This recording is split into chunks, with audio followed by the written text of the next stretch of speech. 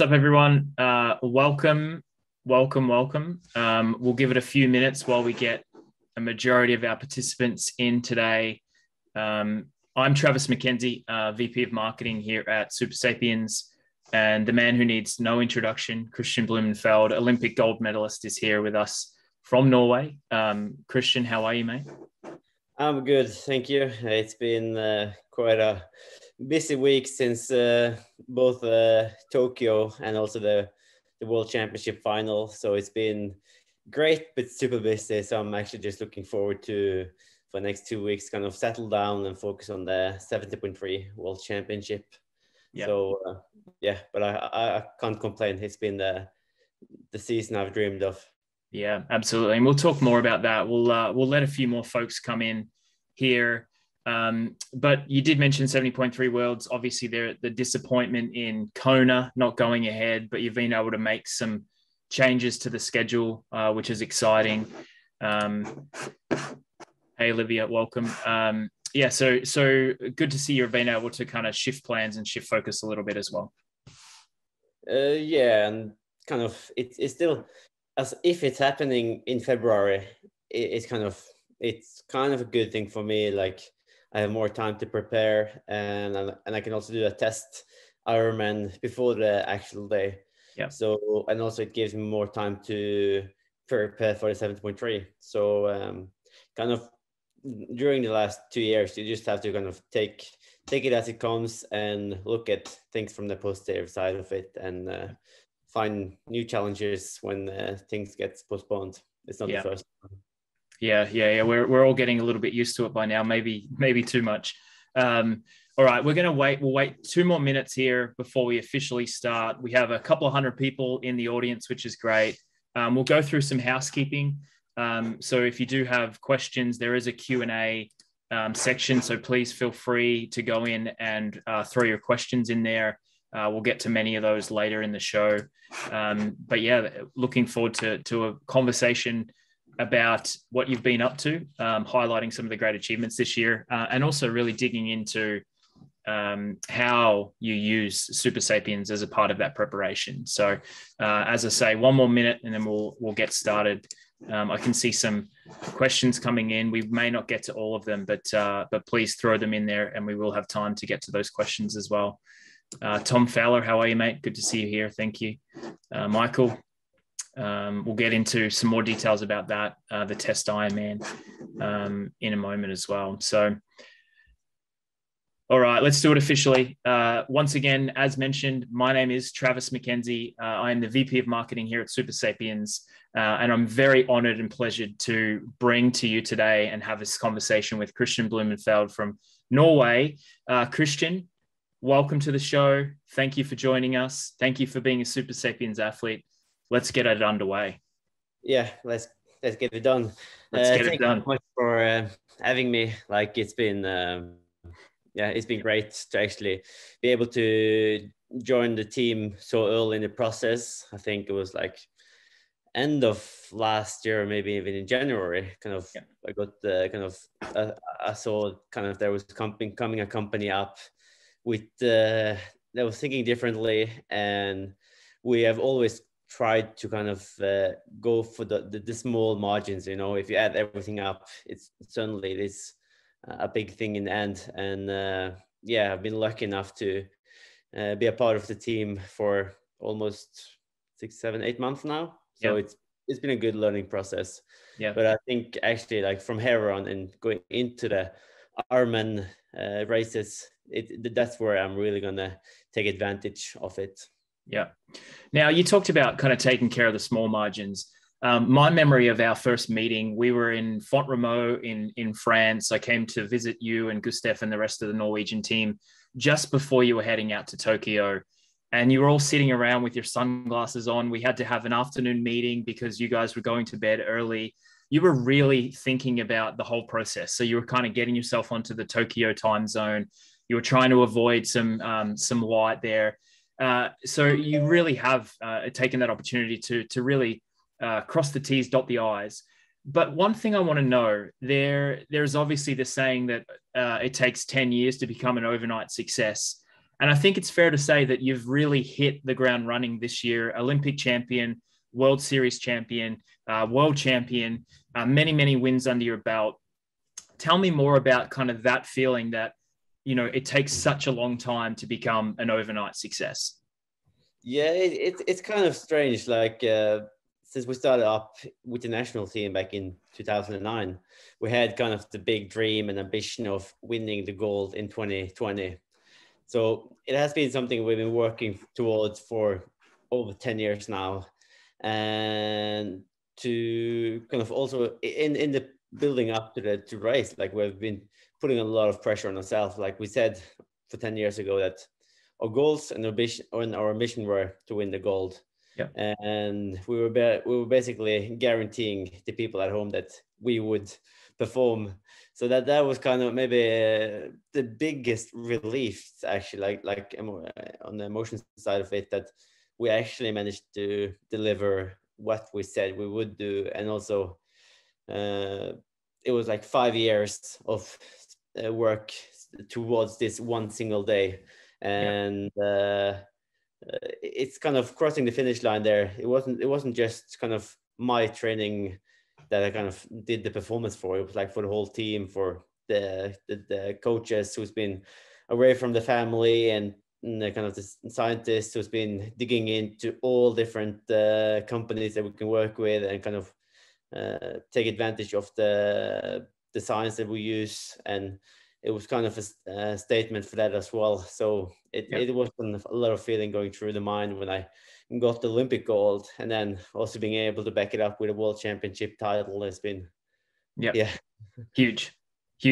Now you do mention we a lot, and I think the we is teammates, it's scientists, it's friends and family, it's federation. There is a huge team who are all focused around you and the rest of the Norwegian group. Tell us a little bit more about that environment and the relationships that you have there, because you're a competitive guy. I know Gustav is a competitive guy. There's other competitive people in the group, but you're all working towards that single goal. Tell me about that dynamic and what that's like.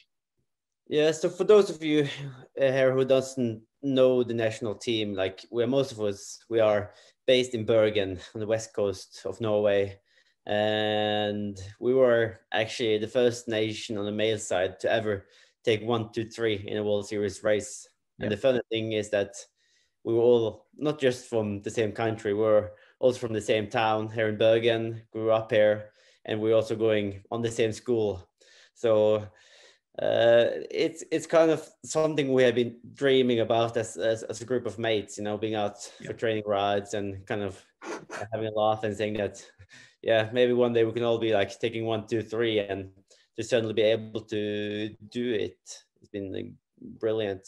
But I think the fact that since we're so close, like friends, and supporting each other and kind of dreaming about this together, it makes it for first it lifts the standard in the group. Like if I have a day off, I still have a world champion next to me in the lane, Gustav, who won Nice, and if not, like Kasper is there. So the level in the group is super high, and they're all super eager and motivated to do that little extra. So if I have a few months where I'm a little bit slack in the training, then I see that they are gaining a lot on me.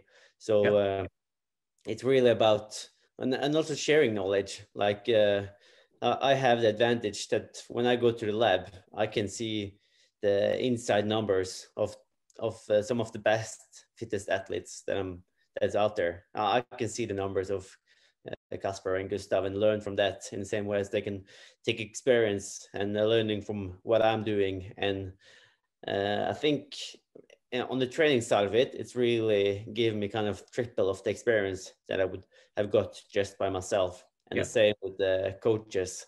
When they are working with kind of a group that is so open with our experience, then they have more athletes to learn from as well. And also in the race, it's also good. Like when I see they're winning, it's kind of feeling like if I'm not winning, I'm still winning if they do it well, because it shows that the training we are doing together and developing is working, and it's a win for the team. Yeah, it's very cool. It sounds like you guys are all competitive to make yourselves better, but you're also happy to celebrate when your teammate does well. Now, this Tokyo wasn't your first Olympics, but I'm assuming that the sensations you had, the feeling you had leading into this particular Olympic cycle was probably a little bit different. Can you compare kind of how you approached this cycle, or even just the experience on the ground at the Olympics compared to your previous experience in Rio? Yeah, so I did my first Olympics in Rio back in 2016, and to qualify in the triathlon race, it's it's a 2-year long process. The qualification starts then back in May 2014, and it's 2 years of ranking. So you do 7 races in the first year and 7 races in the second year. And back then I was coming from my junior career, and I actually got injured as well in 2013. So when the Olympic qualification started, I couldn't even run. And then when I came into 2015 now and I was able to run, then my ranking wasn't high enough to get into the races that I wanted to qualify. So it was a kind of a long process there, where I remember I had tickets flying to Australia and New Zealand for 5 weeks and hoping that I could do 4 races. And when I left Norway, I wasn't on the start list for any of the races. But luckily, people was kind of withdrawing and getting injured and sick. And then in the end, I managed to get a good bunch of points and also get into all of the races.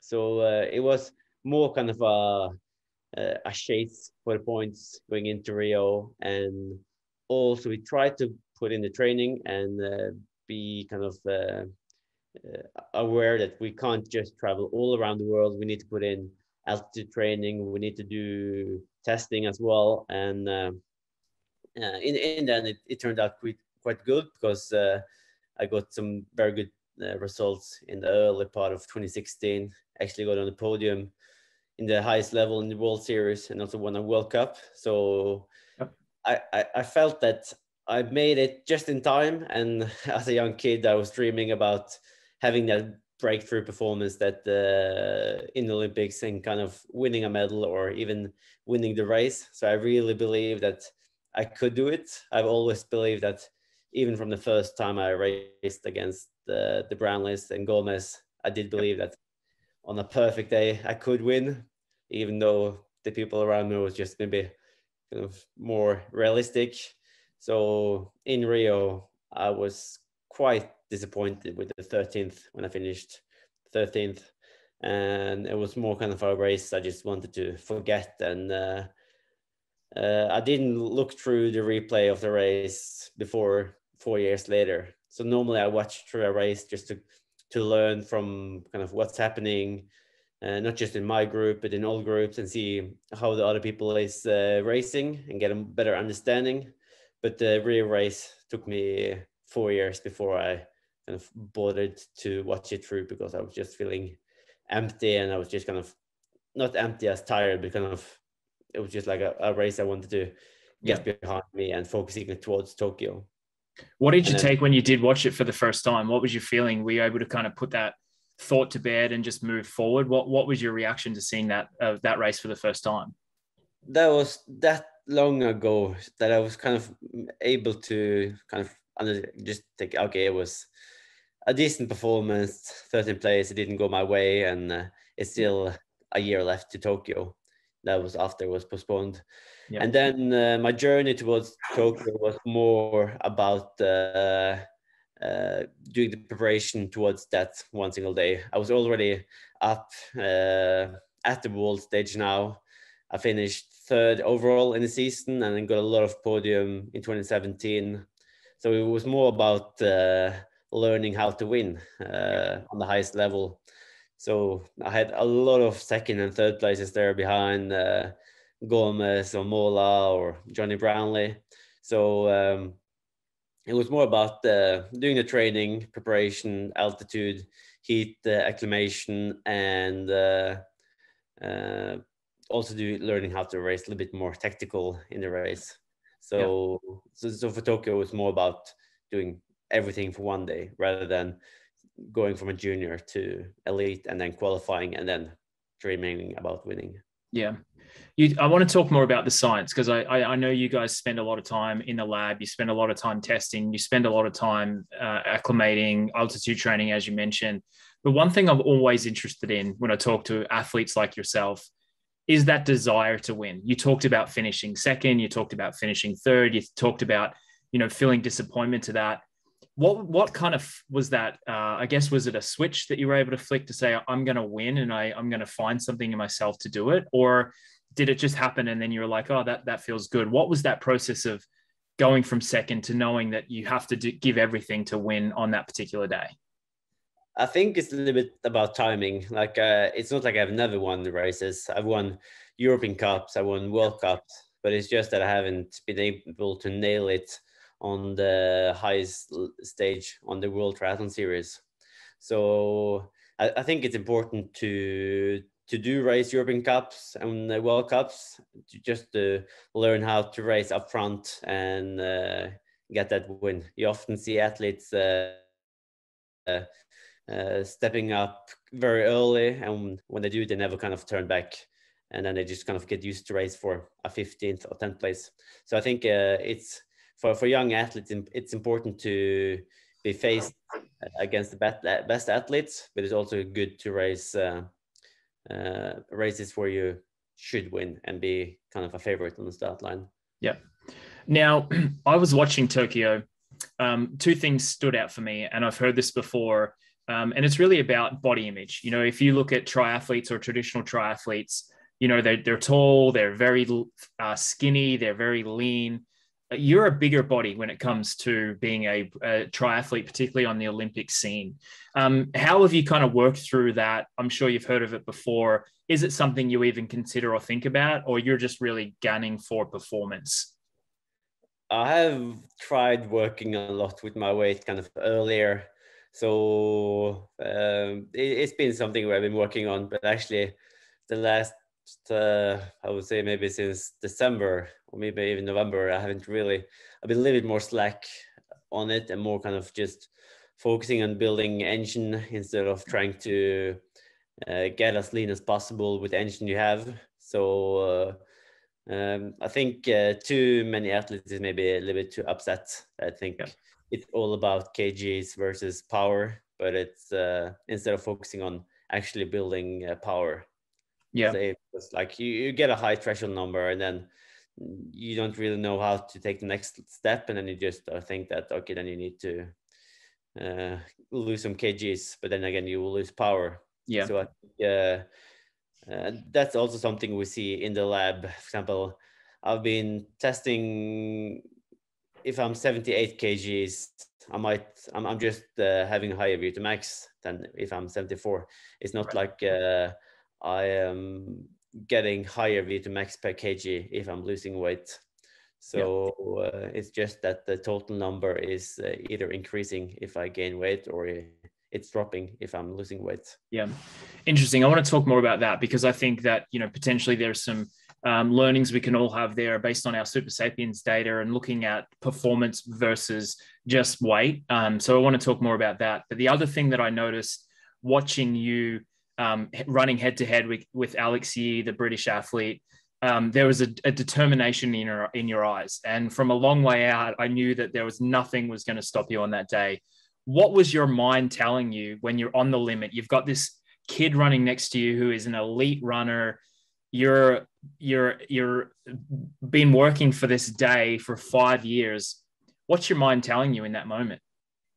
I was actually never on the limit before the final lap. So it's more about kind of staying relaxed, trying to save energy, and trying to just get ready for that final 2K kick, because that was my plan.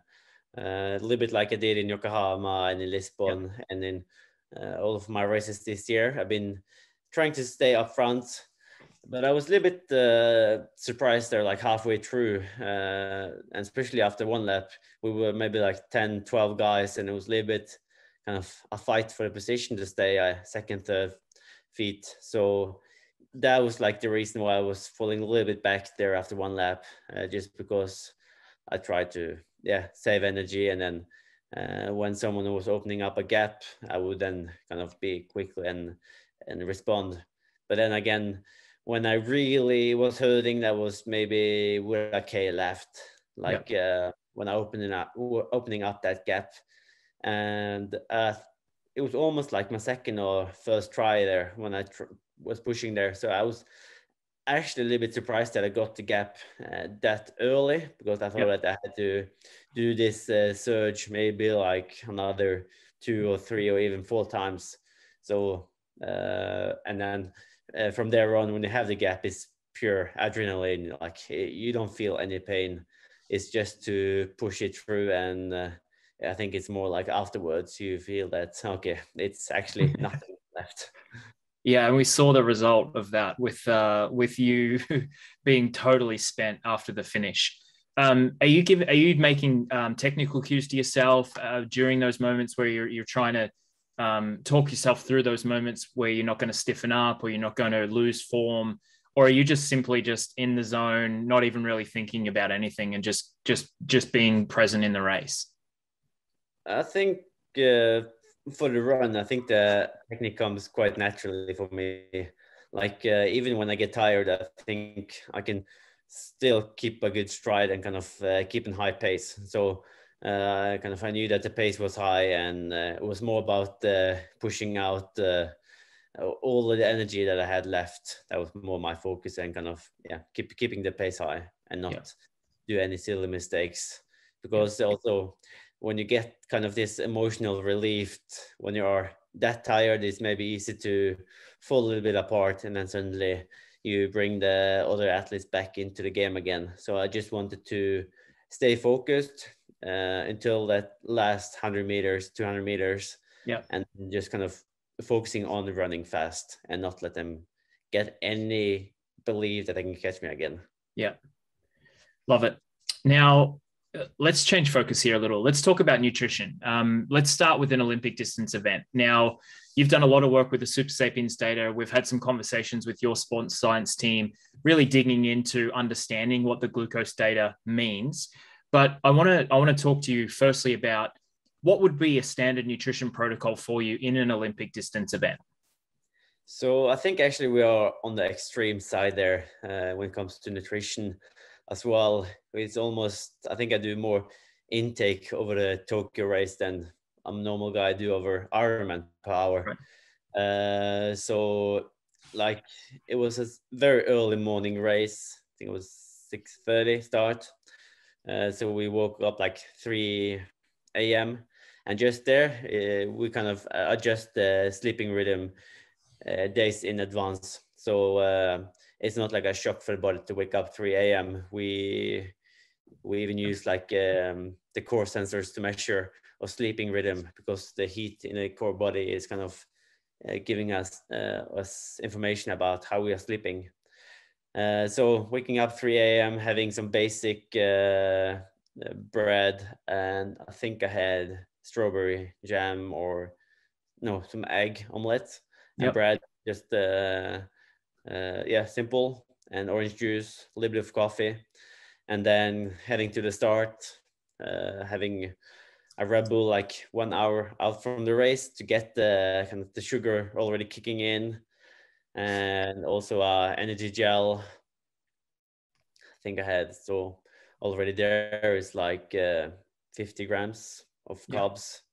And then I had a sports drink that I was drinking at 320 towards the start, the Molten 320 towards the kind of during the warm up and getting like ready to the start.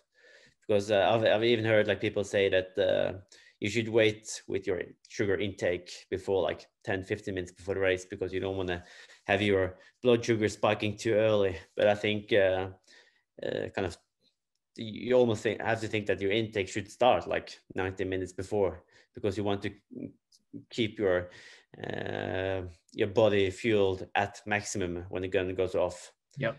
And you don't want to kind of tear down your energy during the warm up. So just there, the last 90 minutes there, I had that's 130 grams. And then during the swim, you obviously don't take anything. And on the bike, I had a 320 Morton and a 160 Morton over 2 big bottles. So almost 1.8 liter. Yep. And 120 grams for the bike. And then on the run, I had wow. one station there where we could have some energy drink. And I guess I got maybe 15 grams extra there. So it's like 70 grams per hour. And that's especially on the bike. If you can learn your body to take in carbs during a high intensity, then you have more, especially for that final 5K on the run. Yeah. Yeah, 120 grams in a little bit less than an hour on the bike is quite a lot. So I'm assuming that you haven't always been able to take that amount in. How long has it taken you to train yourself to be able to take in such a high quantity at that intensity? And obviously, you know, how has the Supersapiens data helped you to see the progression you've made over those adaptations to be able to take in more?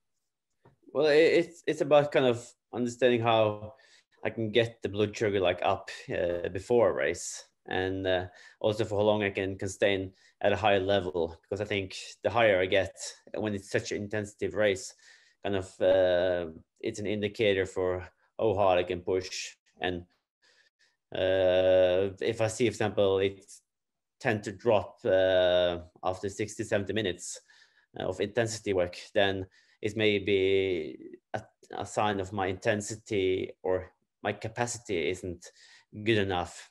So then we build our sessions around that. So if I normally tend to fade off after 60 minutes, then we build session that is maybe at 80 minutes of duration with a little bit of intervals. So I'm always kind of trying to extend that kind of period where I have the blood sugar high, where I have the power high, and then you often see that the power is dropping maybe a little bit after your blood sugar has been dropping. Yeah. So first you see your blood sugar dropping down, and then you see the power numbers a little bit later. So it's good to be able to see that in advance. Yeah. And then also build sessions towards it to extend the duration that I can stay at the high intensity. Yeah. And were there moments in the lead up to Tokyo where perhaps you had to make adjustments in real time? So you'd built a session, it wasn't going the way you were, you saw your glucose numbers dropping, you had to make some intakes or some emergency intakes just to be able to get through that particular session. I'm sure that happened. Is there any instances you can remember where you use that Supersapiens real-time data to make those adjustments and finish the session off strongly? Oh, in the final prep, it's more about listening kind of because it's so much happening, both with the heat preparation that we was doing down there, and also kind of adjusting the sleep, and then going down in volume. So the kind of the energy intake wasn't that difficult. So I felt I was fine going in there. So it wasn't anything I had to adjust there. I think the main thing where I will see big kind of takes to learn from is like I had after Olympics, I had like 1 week where I had to do Ironman training because I thought that I needed to do Frankfurt to qualify. And there, when I had like 9 hours of race pace over 2 days, then the calories you're burning is so high that the first training program I got for 3 weeks building into Frankfurt, it was so demanding in terms of burning calories that I wouldn't be able to eat enough, and then my blood sugar would be dropping dramatically during that training. So we actually had to take down the intensity and cut down some of the sessions, basically because the numbers of calories I was burning would have been too high if I did the race pace at the level I was planning to do. Yeah. For example, you can calculate like 1 hour at 300 watts is equal to kind of X numbers of calories. And then if you can't eat that, then you will kind of be dropping off your glucose over time. So it's kind of I think when I train towards going into prepare for Kona now in February, that's something that would be key to see because I might be able to then finish one session of race pace, and then I can finish the next one, and then suddenly the fifth day I will be broken. But then when I look at the Supersapiens data, I can actually see that, okay, I actually did one session too many here, where I was actually quite low on the glucose, where I wasn't able to get my blood sugar up. Maybe I should have cut this session out before even starting it. So I think that's going to be kind of the main, or that's where I'm going to win the race, I think, when it comes to prepare for Kona. Yeah. Now, we talk about the Olympics. You've also accomplished that middle distance as well. So you also hold the Ironman 70.3 world record. So you're no slouch there. Tell us about the difference in training protocol as far as your fueling goes as you go up in distance for that middle distance. And then you briefly talked about Kona, but what have you got mapped out as far as your nutrition goes for those jumps in distance over the next 6 months? So I think that's something people misunderstand a little bit. They think for short distance, I think maybe the nutrition isn't that important. Maybe you see it more visible over an Ironman, but I think if you don't do your nutrition right over 1 hour or 2 hours of duration, which is maybe an Olympic distance, you might not see it that visible, but you will be dropping maybe 30 seconds there on the last 5K, and you will not be able to run as close to your personal best 10K fresh running off the bike. So you will see it there as well. So I think it at least as important over short distance. So I've always been very good on getting intake carbs during training, after training, like having a meal set maybe 2 hours before a tough session, and then having something straight after to start recovery. So that's not too big different, like compared to what we do over Olympic distance. Like, as I said, I did 120 grams on the bike in Tokyo, and that's probably where I will be hitting around in St. George as well. And then the only thing is that I need to carry on gels on the run as well, because in the normal 10K, I don't do that. Yep. Okay. Now, you've mentioned kind of all of the states of an athlete that we consider here at Supersapiens. So we talk about prime being the first 4 hours or the 4 hours leading into a workout.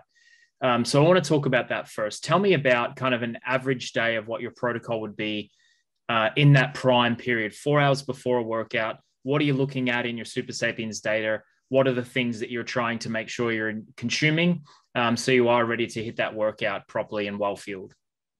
So it's a little bit different between a race and a training, because on a race day, we have less training both the day before and race day. So then you can carb load a little bit more, and you can eat a little bit less the day before. And then you can kind of be having an empty stomach. So the challenge when we do kind of this big training block on a training camp, we have 3 sessions, maybe even 4 sessions a day. Then you need to kind of consume energy basically all the time, because if you do like 4 hours on the bike, you need to get the intake during the bike, because if you do 4 hours on low blood sugar and you are at a little bit too high intensity, then your swim workout in the evening will be affected. And if you then again push through, then you will either be able to finish it, but it will be more costly, or you will be not able to finish it, and you will feel that maybe you will think that maybe the training program you got from your coach was too hard, but the thing was actually that you didn't really feel enough. So it's more to get these numbers correctly, and then when I see that my intake has actually been quite high and good for the whole day, from breakfast to lunch to dinner, like, and also with the snacks in between. Then I can also maybe think that, okay, the training program was maybe too tough. It wasn't just me not being able to do the sleep or eating correctly. It was too tough for me this week. So normally before a run, especially on the runs, because that's where my stomach is most kind of sensitive, then I try to just do it simple. Like I prefer to have my track workouts before lunch because I can have some bread and or eat a little bit extra the evening before. Yep. And then have a light breakfast with some bread and some orange juice, coffee. And if it's after lunch, I tend to just focus on some basic, either like chicken, some ham, and pasta. Just a Yep. smaller, smaller meal, and then maybe eating straight after the swim if I had a morning swim. Yeah. And then talk to me about perform. So in a workout on an average day, you talked about making sure your intake's at a certain level. Tell me about how you use that Supersapiens data to be able to make those adjustments. Maybe you are eating more or less as you're seeing those numbers. Tell me about kind of what that's like when you're in the perform state of a workout. Well, during the workout, I haven't seen too much on it because I have kind of the carbs I try to reach anyway. And so it's more about before and after and making sure that I'm where I want to be. So yeah, at the moment I'm kind of after the swim, I'm looking through how it was on the swim. And then if I was too low during the whole session, then I write it down and I put it in Training Peaks to inform that, okay, I was low, maybe or first I will try to refill quickly and have a little bit extra food before the session. And then so my coach know that it could impact the next session. And then it's period where you'll try to get a little bit leaner, and then you try to see how far you can push your blood sugar down over longer periods of time on the easy rides, and then still be able to perform on the long or on the tough sessions. So you can kind of periodize it. So you have periodize where you have low blood sugar on the sessions that is easy, and then again you want to be able to do the quality, and then you need to make sure that your blood sugar is spiking when it should be spiking. Yep. Yeah, well said. I think that's one distinction we've made at Supersapiens as well, is really identifying what's the goal of the workout and then matching up your glucose levels to that goal. So you mentioned an easy run or an easy ride or something that's a little bit less intense. It's okay for your glucose levels to be lower. But the important part is that we are timing that intake so that when you are reaching for that intensity in that workout, or you've got a hard workout to come or a race, your levels are peaking at the right time. So you well said there. Now, I know you have some exciting things coming up. We've talked about Kona. You've also got Sub 7, which for those who aren't familiar, is basically an event where you're going to try and not only break the world record for an iron distance event, but completely smash what is considered to be humanly possible. Now, I know that Supersapiens will play a part in that. I know that there's a lot of science, there's a lot of engineering, there's a lot of thought that's going into that. Tell us more about what that Sub 7 event means to you as well.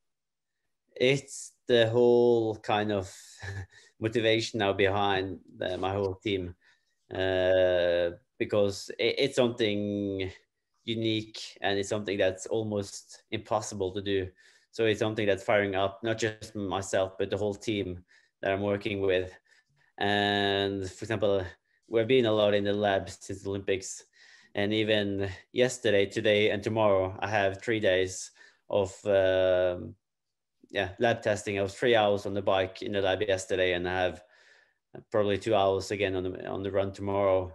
And it's not just the scientists; it's people all around the world coming in to help and develop software program that we can use to help me dial in the system perfectly, because to do a sub 7, which is a very steady state race, I will train my kind of my power into be able to just be in one zone, and then I need to make sure that my calories is coming from as ideally as possible. Like I can't burn more calories I can't burn more carbs on the bike than what I'm taking in, because then I will be empty for the run. So there I need to I will get kind of look at the numbers there to dial in my fat burning to get as high as possible, because if you're running empty, you'll be walking there on the run. So it's all about science, I think. So probably if I'm able to do sub 7, it's going to be 20% because of myself, and it's going to be 80% because of the team and the companies that I'm working with. Yeah, amazing. Well, we look forward to playing a part in that. So, and helping you kind of get to that, because as a fan of the sport for 30 years now, to think about the possibility of going sub 7 is mind blowing to me, and I know it is to many other people. And if you can do it, then we will set new limits for what's humanly possible. Let's jump over to some of the questions, because I've seen some great questions coming in. So I'm just going to throw a few at you, and we'll roll through them here pretty quickly.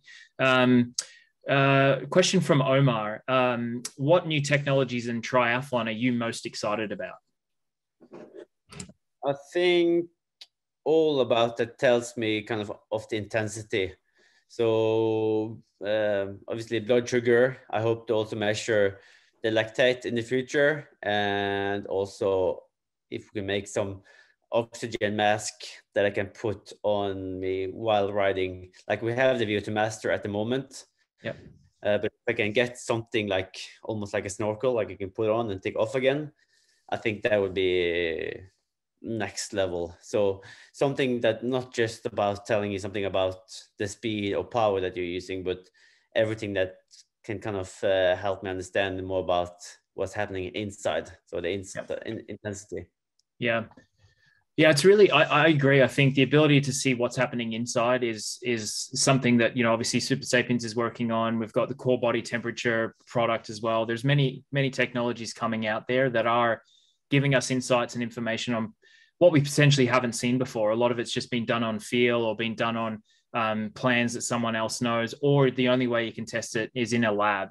And now there's these technologies that are taking us out of the lab and into the field, which I think is really exciting. So, and also it's like, if you can put a number on it, then it's not about your feelings. Like, because if you do a training program, or if you take a program and put it to 10 athletes and you coach them to do the same, they might kind of drift off the feelings. So for example, if you do too much lactate training, then suddenly what they think is threshold is probably way lower than what it actually is, because they're used to train with lactate. And the same, if I can get like with Supersapiens, when I have like this number that can tell me that I'm actually now running low on energy, you have to fuel, then it's not something that comes like when I've hit the wall and I then try to recover. Then I can actually do it in advance, and stuff like this is what I think will help us athletes to break more records. Yeah. Not only records too. Like, I think from the elite side of it, it's helping you reach your potential and reach the limit of what's humanly possible. But for the age group athlete or the amateur athlete, it's helping them get closer to their goals. Everyone, anybody with a goal is an athlete. And to us, if we can help someone reach those goals with technology or with advancements, or helping them understand how their body works, then that's a win as well. It doesn't always have to just be Olympic gold medals. It's helping someone reach their goals. And also what's good is that you don't need like a science telling you how to use these numbers. Like it's going to be algorithm that's helping you, or it's algorithm that's helping you in giving you feedback. And the more data we get there, the better the algorithm will be, and the easier kind of you will get kind of a message of what you can do. Absolutely. Question from Bobby Julik. Bobby Julik, professional cyclist, cycling legend, Supersapiens, part of the Supersapiens team as well. He's interested to hear about how you pace the bike leg in triathlons. In Olympic distance, it's not much pacing because first of all, I need to catch up with the first pack on the bike if I have a weaker swim. And then it's more like a tactical, like a road race. And since I have no domestic, I often have to do the work myself. And then maybe the last half of the bike, you try to think that you also have to run. So the last 20K of a bike ride is then you maybe try to look a little bit around. I'm looking around myself, seeing if I'm the only one who's working. If that's the case, then I need to slow down. If we are 10 guys pushing the pace quite hard, then we will be even coming off the bike, and we can take it from there. And for 70.3, it's going to be a little bit more based on my numbers, what I can do, but also you try to take advantage of the people around. So we have 12 meters drafting rules. So, and that's giving me a little bit of benefits. So you try to take advantage of having people around as well. Yep. Great. Hopefully that answers your question, Bobby. Next question from Tom Fowler. Tom's a great friend of mine. Thanks for joining us, Tom. His question is around thinking about and managing electrolyte intake and the protocol for determining what you need. I've actually never measured my electrolyte intake. Like we've been thinking about doing it with preparation towards Tokyo and the heat there. Yep. But I think like if you measure your sweat rate one day and then you do a heat protocol, then it will change a lot because you will then sweat less salt and you will be sweating more just liquid. So I haven't measured that. Okay, interesting. Thanks for that. Now, a question here about breathing training or breath training. Is that something that that you and the team have done before or have thought about? Little bit, like naturally kind of breathing a lot, and for me it comes very naturally. But there is some guys in the team who is using the VO2 Master to kind of get a better awareness of having like deep breathing, so they can have like a slower rhythm but kind of filling the lungs like more, and that's giving them a higher VO2 max. Yeah. What about visualization and the mental side? Is that something you've tried before? Did you picture yourself running away to gold in Tokyo? Have you seen yourself running down a Ali'i Drive in first place at Ironman Hawaii? Is that something you've done before and tried before? Oh yeah, it's kind of a way I kind of play with my head, like dreaming away. And especially if I'm training like down in the basement, running bike to run sessions, and I often kind of look over my shoulder and imagine that I'm in the middle of a tough battle and kind of playing around and making the time fly a little bit faster. And also when I'm traveling, like before a race, I try to look through the map on the course to have like an idea of how the course is, because then it's also easier to imagine or visualize myself racing there, winning there. And also I like to look through the old race footage of a race. So for example, now when I'm on the turbo, I'm watching the St. George old races there, both when Alistair won and also when Lennon Sanders won earlier in May, I think, just to get like an idea of them, kind of the atmosphere around the course, and maybe what kind of tactic I can implement in the course and learn from them. Yeah. Tell me about your favorite race of all time that you've ever done or won or been to. Is there any races stick out in your memory? I love courses where there is a lot of people, like spectators, and for on the ITU side, it's Hamburg and Leeds, which is the best. Yeah. And also the Lausanne Grand Final 2 years ago. But also the course in Nice 70.3, that was amazing bike course going up the mountain there, and also all the people by the promenade. So I would say those 4 has been the greatest one. Yeah. Now, some questions here around favorite food or fuel from Alan NG to get into the glucose performance zone. So is there something that helps you when you're trying to get into an intense workout, or you need to get that glucose level up into your performance zone? Is there a go-to food or fuel that you use that works every time to get you up? Well, then I look at just carbs, like to hit the high numbers. I try to avoid kind of fruit or vegetables or proteins, but I think it's I try to go with like light bread with Nutella. Yep. Nutella is maybe a little bit kind of, because it's a lot of fat in it as well, so it's kind of you get that extra, which isn't maybe ideal, but it has a lot of sugar in it as well, and it's giving me a good spike. And then I tend to have orange juice on the side just to be a little bit healthier. Yeah, just to top it up. And now, I think that's good for my stomach when I'm pushing hard as well. Yeah. Because you don't want to have something that's giving you a spike, but you feel odd in your stomach. So it has to be easy adjusted as well. Yeah.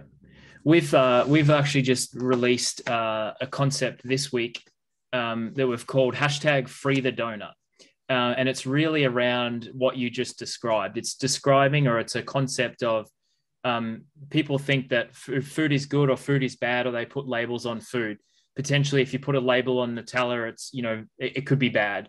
But in this instance, it's a good food for you to get yourself up and stable and steady in the glucose performance zone. So that's what our concept around Free the Donut is, that not all food is bad. Timing is everything. The timing of when you have the donut to get you up and get you going is what it's all about. So tell us about your relationship with donuts. And is that your version of Free the Donut, is the Nutella sandwich with the orange juice? I'm not sure if you have seen it, but like there was some Spanish media who actually took from the old pictures of me when I'm out riding and I have this donut and just smiling like and they would like say that I was eating like 4 donuts per ride.